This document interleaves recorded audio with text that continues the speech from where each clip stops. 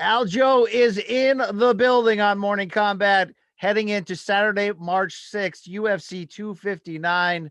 Petr Yan, the champion of the 135-pound free world. Aljamain Sterling, great to get a chance to chat with you ahead of such a huge fight. And can I just pause you quick and make you mark out with me? This is a freaking great fight on paper. I mean, come on, brother, please. Yeah, it's a really great fight. It's a great card. There's a lot of big names on it, and in terms of name value, man, I don't think you can ask for much better than this. You fought a long time to get to this point in your career.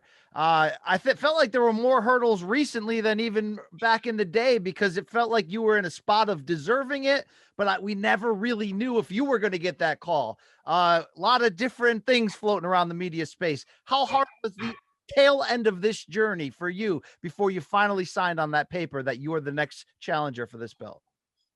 It was a little frustrating, but it was something that's out of my control. You know, you can only do what you can do, and that's just keep fighting, keep winning, and that was the best. That was the most I could do. I couldn't really make any complaints about it. It's not my company, and at the end of the day, I just got control of myself winning, and that's what I did. So eventually, things sorted themselves out with the next couple of matchups with a couple of contenders, and I managed to be the last man standing.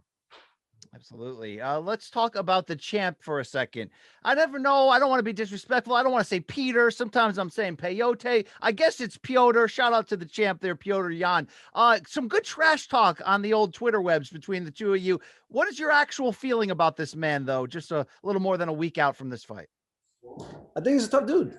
He's got some good skills. He's dangerous. Seems like a ball buster. Seems like my kind of guy in terms of like makes jokes. Other than that, I don't know much about the guy, but I know I got to do one thing, and that's smash this guy.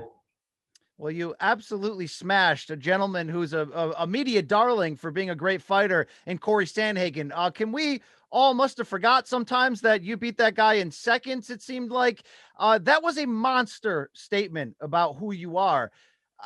Was that just a perfect everything, a perfect storm, perfect night at the office to be able to wrap up a great fighter like that quickly? Or do you think you were that much better than him? I think it's perfect storm, and I do think I was just that much better than him on the night. I think he might have underestimated how good I really was on the ground, how good I really am on the ground, and I think that played into my favor. And that's what it is, man. This game is about it's literally a chess match out there. So, you know, one zig instead of zagging, and it could be a short night for you. So you know, he made one mistake defending. He was defending well, and then made one mistake there, and it's all it takes, man. On the feet, on the ground, and the fight could be over. Do you feel like you're still fighting for respect in certain ways, or is that not something that motivates or fuels you at this point? No, I don't give a shit about that, man. Like, the real guys know what I've done in this sport, and they're gonna respect the body of work that I put in. And the ones that don't, you know, then they have to learn the hard way themselves, you know. So at the end of the day, if you don't have respect in the sport, you will get humbled one way or the other.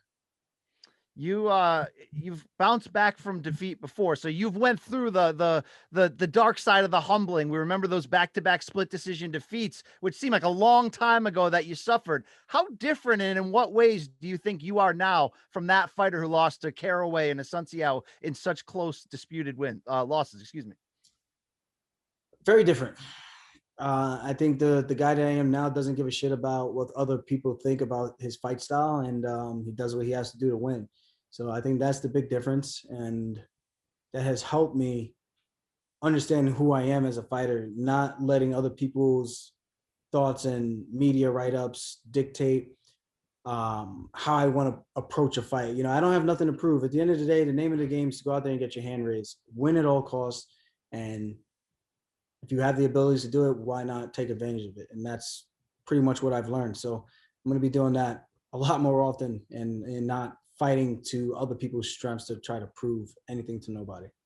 When you enter into that zone, like when you cross over to what you're saying, where it's like you've gotten to a higher level of maturity as a fighter, do you feel like you're just flowing out there in the cage, or because of it's a legitimately dangerous sport. Are you still on edge the whole time when you're competing at this level? You're definitely on edge a little bit, but once you make that walk inside, at least for me, when I get inside the cage, I feel like at least the last few fights, I feel like I've done enough preparation where I can simulate the fight and feel what it feels like to be in there. Like even this morning, we did some training with the 4-ounce gloves, no shin guards, no headgear, and at a pretty moderate pace. I would say about 50, 60%, maybe a little bit more than that. Once I hit the grappling, we're going a little bit harder. And you get the feel of what it feels like when the bones are clashing against each other. The shin bones are kicking the skin, or kicking the knee, or kicking the ribs, or kicking at the head. And got to keep everything honest, because those things hurt, man. I think it's just making yourself more comfortable with being uncomfortable is the best way I can put it. All right. You're a very comfortable fighter. You're very comfortable in the spotlight also, from, what I've seen in interviews or anytime you've stepped up to a very high level. So how important is it for you to have a good swag game, a good funk to your master, so to speak, in terms of, having a persona and character and your marketability and all that? It's important, I think, in terms of a brand and keeping people interested. And the good thing for me is like it's not too far off from who I really am anyway. So it's pretty cool. So I could just kind of have fun with it and not have to feel like I'm reading a script or something like that. I like Kobe, but he's a little over the top, just a little over the top. And by a little, I mean by a lot. You are Long Island's own, Strong Island, as they sometimes call it. What's the balance for you right now between this whole idea of like, I know I'm this really cool, badass fighter, but like, I'm also this kid that had a dream one time in March 6th. I'm going to fight for that world title. I'm going to, you can change your fortunes overnight in an opportunity like that, compared with that other side of you that's like, dude, I'm a licensed trained killer. I got no fear. None of the hometown newspapers writing me up matters to me. None of that stuff. How you balancing that? I don't really think about it, to be honest. To be honest, I really don't think about it. It's one of those things. It is what it is, man. I'm here now, and I'm just having fun with it in the moment, and just trying to live as comfortably as I can in peace with it. There's going to be a lot of attention, a lot of questions, a lot of fans and stuff, and that comes with it. But the main goal is, at the end of the day, let's call it what it is. People want the winner, so at the end of the day, I got to go out there and get my hand raised. This division, you already know it, man. Star-studded, so many guys about to break out and prove themselves, so many old names that we still love that are still pretty damn good. TJ Dillashaw, one of those older names at 35, former champ, returning from the 2-year gap. He likes Yan in this matchup. That may be his opinion. He can keep that to himself. But do you think he should get the next title shot? Or should there be some type of moral reality and, to say you can't just come in off a suspension and get handed a chance at gold? Yeah, I think he has to do something else. My personal opinion, I think he should be fighting Sandhagen. And from there, whoever wins that should get the next shot. Or even a Garbrandt, something like that. Well, TJ can't fight Garbrandt again. That would be kind of crazy to make a trilogy like right now. But I think Sandhagen would probably be the smartest matchup to make for the division to keep it progressing, especially with what TJ's done, even though he's a cheater. He likes Yan, but he does respect the grind of a wrestler. He understands what that's like. So I think he knows that either way, I'm a serious threat for this matchup. How confident are you that you'll be able to use your wrestling? Obviously, you're a well-rounded fighter. Wrestling's a big part of it, though. Do you see weaknesses in Jan's game that will open the door for you to dominate this fight on the ground?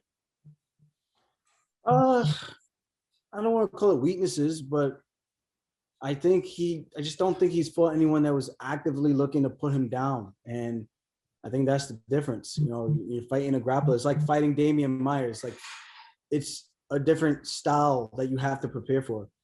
So I don't know what his approach is going to be, if he's going to be try to Derek Lewis it, or if he's going to try to do something like that. But honestly, Lewis caught that punch because Blades relaxed for 1 second and had a lapse of judgment and just shot in instead of setting it up like he was doing all first round. So I don't know if he's banking on that, but I plan on just pushing him straight back, and he's going to be on his heels. And him being on his heels gives a little bit of an opening for me to catch him and take him down. You know, obviously this matchup's so good. We're so excited about it. The betting odds reflect how freaking close this is, that if anybody wanted to argue either you or Yan have an advantage in a certain category, I mean, it's almost a push. It's so close. But if it should go off of script, if this thing gets wild and it's a brawl and you got to go tooth and nail for 5 rounds with this man, do you love your chances just the same as you would if you were dictating the control and wrestling and bringing this to the ground?